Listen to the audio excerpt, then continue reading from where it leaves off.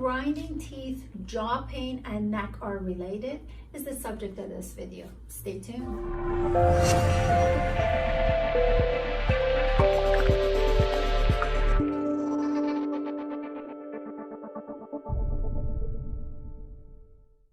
All right, let's talk about grinding your teeth, your jaw pain, and your neck, and how they're related to each other. Therefore, the function and health of each of those can impact the rest. This happens to also be one of the things we look at in postural neurology assessment of the patient. Hi, this is Dr. Shaki from Irvine Spine and Wellness Center, your Irvine Chiropractic and Posture Clinic. In postural neurology, one of the only ways that a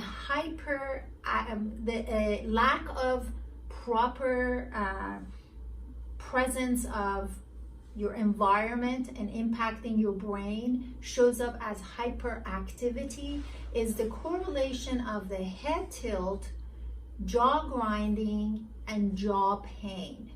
That portion of your brain that is hyperactivated is called mesencephalon. So your mesencephalon gets hyperactivated because of your screen quite a bit. So you want to limit the screen time. So if you're having jaw issues, grinding, watch out for the screen time. You can wear pinhole glasses. So there are these dark glasses with pinholes that limit some of that. So my recommendation is to limit as much as you can, wear the glasses as much as you can. So putting that aside, that's the postural neurology component feeding this problem.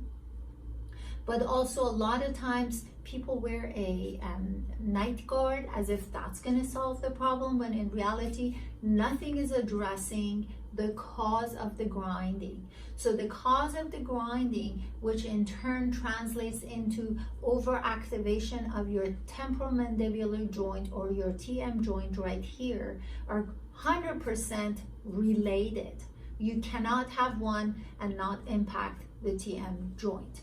So with a TM joint malfunction, the grinding may or may not be present, but if you're having grinding, TM joint is part of that package. So then the question is, why is all of a sudden your TM joint impacted? I'm gonna try to show it on you. So there is this muscle right there that shows it's connected to the back from the back of my jaw, and it goes all the way connecting to my collarbone.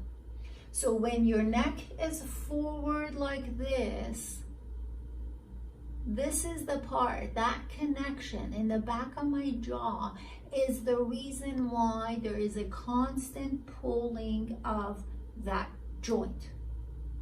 Meanwhile, the back of the neck muscles, as a result of this being your new posture because of your overuse of computer and digital devices, loses its strength. So you really, even when you're not behind the computer, your neck is more in an anterior position like that, and there's a hyperstimulation of these things.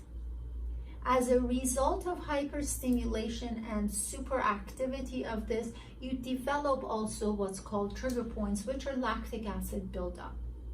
So any movement engaging this or the surrounding area impacting this muscle can trigger the activity of the trigger points. And they're called trigger points because they actually trigger pain. One of the characteristics of the trigger points in this area is shooting pain to the jaw, shooting pain to the eyes, and actually shooting pain to the back of your torso.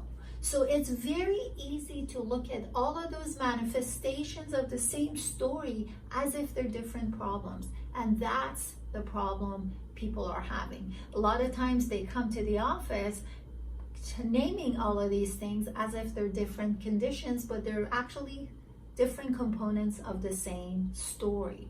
So how do you fix it?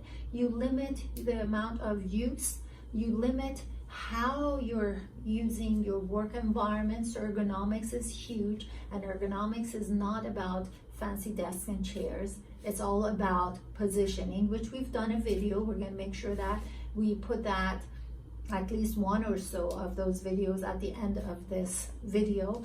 And then, so you wear those pinhole glasses, you limit the screen time, and you do the exercises that will actually bring some of the strength back into the back of your neck muscles. And at the same time, those positions require the anterior, the front of your neck muscles to not be so hypertonic and active. So the best exercise for that is a 3-month, what we call a 3-month prone position, the tummy time for babies, that will actually strengthen those neck muscles and allow the connection of your shoulder blades and your shoulders and wrists and elbows to all be in the same place, which is absolutely necessary for the health of your neck. That's a lot to digest. I understand the video is probably a little bit too long, but you need to understand the concept behind movement in order to problem solve.